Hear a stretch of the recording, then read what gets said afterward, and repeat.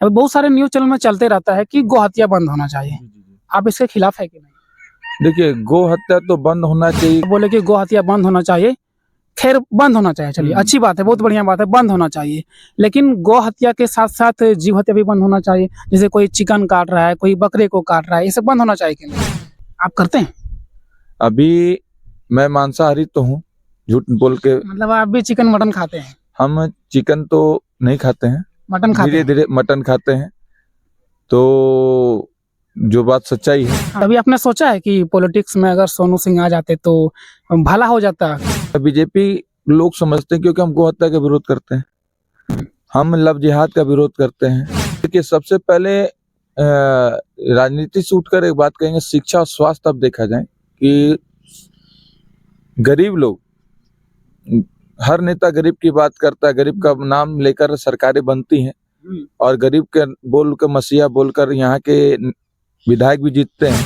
मगर क्या जब आप एक हॉस्पिटल अब अच्छा से बता सकें जहां जाकर इलाज सरकारी हॉस्पिटल में हो पा रही हो, जामताड़ा का सदर हॉस्पिटल है ना, किसी नेता को आप जिंदाबाद कर रहे हैं, मगर इस सच्चाई को भी आपको उजागर करना हो कि हमारे बच्चे शिक्षा का अभाव बहुत ज्यादा हो रहा है, स्वास्थ्य का अभाव बहुत ज्यादा है। पहले हम तो कहना चाहेंगे जितने नेताओं के बच्चे हैं, सबसे पहले उनको सरकारी हॉस्पिटल में एडमिट करवाइए। क्या कोई विधायक अपने बच्चों को सरकारी हॉस्पिटल में इलाज कराना चाहेगा? जोहार झारखंड, जोहार जामताड़ा। इस वक्त हमारे साथ बात करने के लिए सोनू सिंह फियरलेस हमारे साथ मौजूद है, जिसे सोशल मीडिया में फियरलेस नाम से भी जाना जाता है। काफ़ी हिंदुत्व की बातें करते हैं, काफ़ी कुछ अच्छे बातें भी करते हैं। तो आइए इनसे जानने का प्रयास करते हैं कि ये इस फील्ड में कैसे आए और इनका उद्देश्य क्या है और हिंदुत्व को लेकर ये क्या सोचते हैं। आपका बहुत बहुत धन्यवाद। सबसे पहले अपना परिचय दे दीजिए। आप परिचय के मोहताज तो है नहीं, लेकिन फिर भी। चलिए, सबसे पहले आपको आभार कि आप मुझे उस लायक समझे। और सोनू सिंह नाम हुआ मेरा, पविया में रहना होता है। और आपने हिंदुत्व की बात कही तो विषय यही है कि आप जिस भी धर्म से हो, अपने धर्म का प्रचार प्रसार करने का सबको स्वतंत्रता है। और उसी उद्देश्य को लेकर कि जो हमारा धर्म क्या कहता है, उस धर्म को सही तरीके से लोगों तक पहुंचाना। धर्म कहता है कि सेवा करना, लोगों के दर्द को समझना। आप देख सकते होंगे कि सड़क दुर्घटना जितने भी होती हम लोग उठाकर हॉस्पिटल तक पहुंचाने का काम हमारे संगठन के लोगों के द्वारा किया जा रहा था।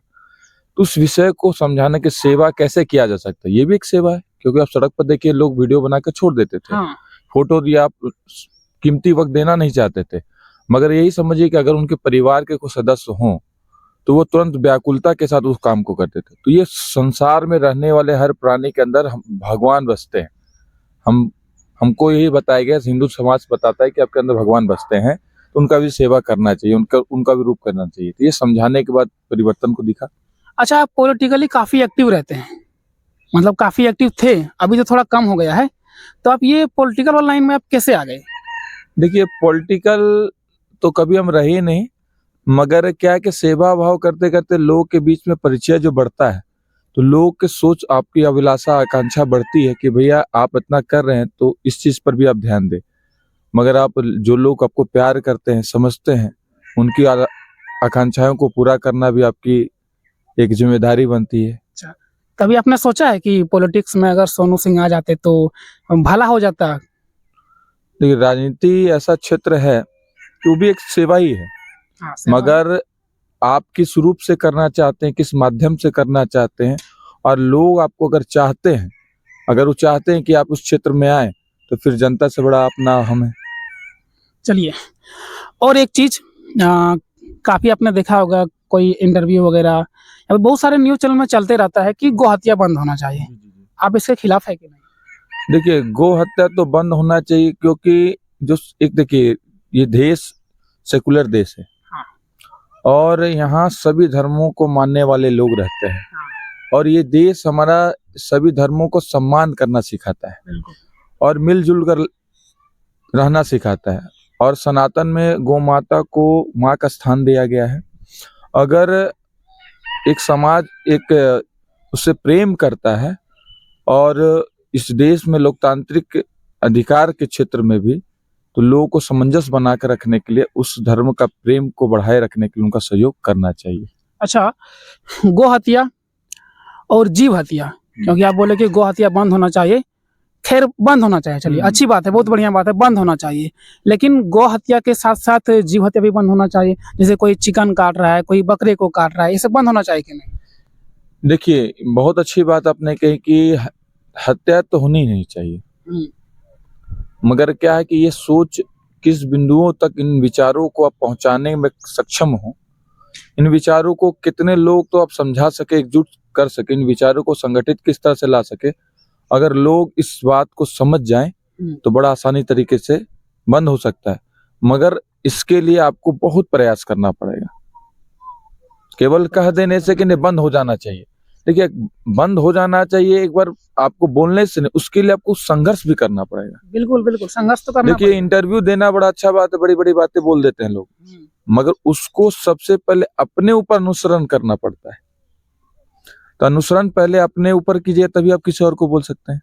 अब एक शराब पीने वाला व्यक्ति किसी को शराब छोड़ने के उपदेश देगा तो वो कल दिन हास्यप्रदक हो सकता है कि नहीं? बिल्कुल बिल्कुल। तो यही है कि अगर हत्या की बातें होती है कि नहीं बंद होना चाहिए, तो सर्वप्रथम अपने से शुरुआत करना चाहिए। आप करते हैं? अभी मैं मांसाहारी तो हूँ, झूठ बोल के, मतलब आप भी चिकन मटन खाते हैं? हम चिकन तो नहीं खाते हैं, मटन खाते धीरे हैं? धीरे मटन खाते हैं, तो जो बात सच्चाई है, हाँ। और धीरे धीरे प्रयास करें कि उसका भी पूरा त्याग दें। अच्छा, जब आप त्यागिएगा उसके बाद मतलब आप लोगों को बोल सकते हैं जी कि नहीं आपको भी छोड़ना चाहिए। एकदम एकदम एकदम सर, इसलिए मैंने कहा सबसे पहले अपने आप में उस चीज को हम अनुसरण नहीं करेंगे तो किसी और को उस रास्ता पर जाने से हम कैसे रोक सकते हैं। बिल्कुल तो बिल्कुल। अभी प्रयास है कि हमने अभी तक छोड़ा है, तो उसको भी छोड़ने का जल्दी प्रयास कर रहे हैं और इस पर भी हम आगे आएंगे। अच्छा, आपके कामों से ऐसा लगता है कि आप बीजेपी से काफी प्रभावित हैं, सही बात है? देखिए, लोगों को लगता है कि बीजेपी से प्रभावित हैं। देखिए, हम किसी पार्टी के समर्थक इसलिए या बीजेपी लोग समझते हैं क्योंकि हम गौ हत्या का विरोध करते हैं, हम लव जिहाद का विरोध करते हैं, हमरा क्या, तो लोगों को लगता है कि उस समर्थक हो। हम बताते हैं कोई भी राजनीतिक दल आए, हमारे धार्मिक स्थल पर जो प्रतिघात होता है तो उसका समर्थक बनेंगे तो हम उनका साथ देने लगेंगे। अगर कांग्रेस पार्टी आए, जेएमएम पार्टी आए, बोलेगा गौ हत्या बंद होना चाहिए, हम उसके समर्थक हो सकते हैं। कल वो बोले कि नहीं भाई आपको राम मंदिर है या कोई मंदिर पर टूटने की बात होती है तो तोड़ने का विरोध करने लगे, नहीं भाई बनना चाहिए, तो हम उनका समर्थक, तो सनातन का समर्थक बनेगा, हम उनका समर्थक बनेंगे। मतलब आप बीजेपी के सपोर्टर नहीं, आप है सनातन के सपोर्टर। हम एक विचारधारा के समर्थक, धर्म को लेकर चलता है, उन विचारों को समर्थक करता है जो जिससे राष्ट्र मेरा मजबूत हो, मेरा धर्म जिससे मजबूत हो। उसके लिए कोई राजनीतिक दल अगर उतर कर कहती है कि मैं आपके साथ एक विचारों के साथ समर्थन करूंगा, मैं उनके साथ खड़ा हूँ। अच्छा, जामताड़ा में कोई ऐसा काम जो अब तक नहीं हुआ, कोई ऐसा विकास जो नहीं हुआ लेकिन होना चाहिए? देखिए, सबसे पहले राजनीति से उठकर एक बात कहेंगे, शिक्षा और स्वास्थ्य। अब देखा जाए कि गरीब लोग, हर नेता गरीब की बात करता है, गरीब का नाम लेकर सरकारें बनती हैं और गरीब के बोल के मसीहा बोलकर यहाँ के विधायक भी जीतते हैं, मगर आप देखिएगा कि सबसे ज्यादा मरण स्वास्थ्य पे होता है। एक गरीब आय क्या है, रोजगार क्या है, तो वो जहां जाएगा बीमार तो होना है, प्रसव होना है, मगर क्या जब आप एक हॉस्पिटल अब अच्छा से बता सकें जहां जाकर इलाज सरकारी हॉस्पिटल में हो पा रही है, उसको जामताड़ा का सदर हॉस्पिटल है ना? आप बता दें, हम तो बता रहे हैं कि आप खुद जाएं, जांच करें कि रेफर के सिवा जामताड़ा में कुछ नहीं है। और रेफर मतलब कितना भी होगा, गरीब आदमी एक तो 50,000 का उसको चूना लगना है, और वो सालाना हमको लगता है वो 50,000 कमाता होगा कि नहीं पता नहीं। आप देख सकते हैं कि साड़ी बांटने के लिए इतनी भीड़ होती है, जो 100 से 150 रुपया साड़ी लेने के लिए लोग, इतना बेरोजगार किस स्तर पर है, उस साड़ी को लेने के लिए पूरे में कढ़ाते हुए। कल मैं देख रहा था कि विधायक जी के आवास पर लगभग काफी लोग भीड़ थे, तो रोजगार का क्या स्तर है, कंबल लेने के लिए भीड़ है। तो समझिए कि स्वास्थ्य पर वो जो पैसा लगाता है वो कहाँ से पैसा कमाता होगा। शिक्षा का देखिए, आप स्कूल है जब जामताड़ा में तो जामताड़ा कॉलेज को फिर से रिन्यू का नया बना दिया चाकड़ी में। चाकड़ी में रिन्यूअल बना दे के आपको 10th कहाँ पढ़ाई होगी? आप पढ़ाने के लिए हाई स्कूल वगैरह है ना? शिक्षक हैं, शिक्षक आप पता कीजिए शिक्षक हैं, आप बेस लेवल को पता कीजिएगा कि यहाँ से आपको जामताड़ा जाने का शुल्क कितना लगता होगा, भाड़ा। 40-50 लगता है ऑटो में? 40-50 लगता है। हाँ, आना और जाना कितना होगा कम से कम? लगभग 100 रुपये। 100 रुपया।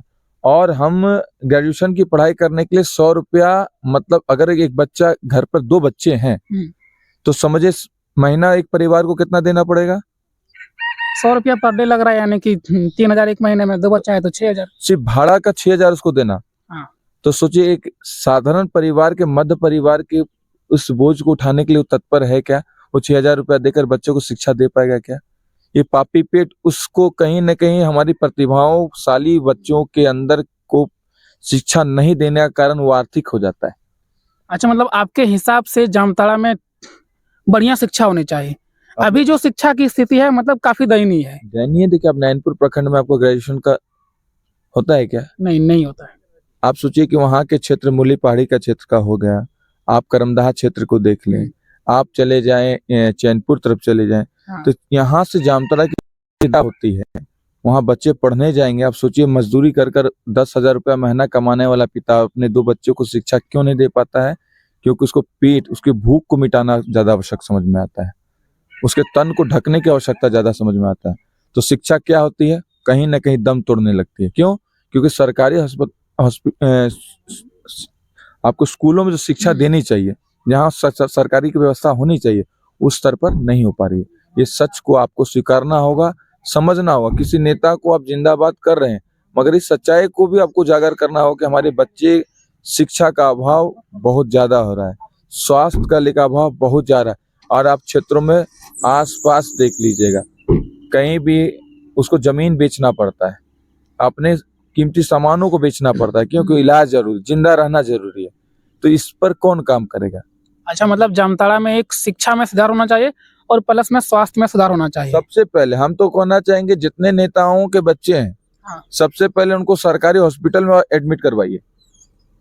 क्या कोई विधायक अपने बच्चों को सरकारी हॉस्पिटल में इलाज कराना चाहेगा क्या? बिल्कुल नहीं। क्यों?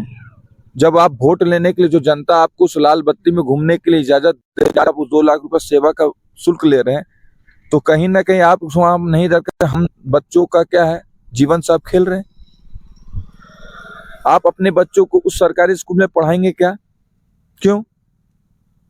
उसमें वैसा माहौल नहीं मिलता है ना। नहीं माहौल मिल रहा है। किसकी गलती है? हमारे बच्चे नहीं, उनके बच्चे हैं। ये भेदभाव कौन पैदा कर रहा है? वो नेता जिसको हम वोट देते हैं, जिनको हम जिंदाबाद जिंदाबाद कर थक जाते हैं, और हमारे वोट से वो मंत्री बनते हैं और बड़े बड़े, आज देखिए बिल्डिंगों ठोक रहे हैं, उनके बच्चे विदेशों में पढ़ने लगे। और हमारी शिक्षा नीति क्या? हम जिंदाबाद, हमारे बच्चे कल मट्टी मजदूरी करेंगे।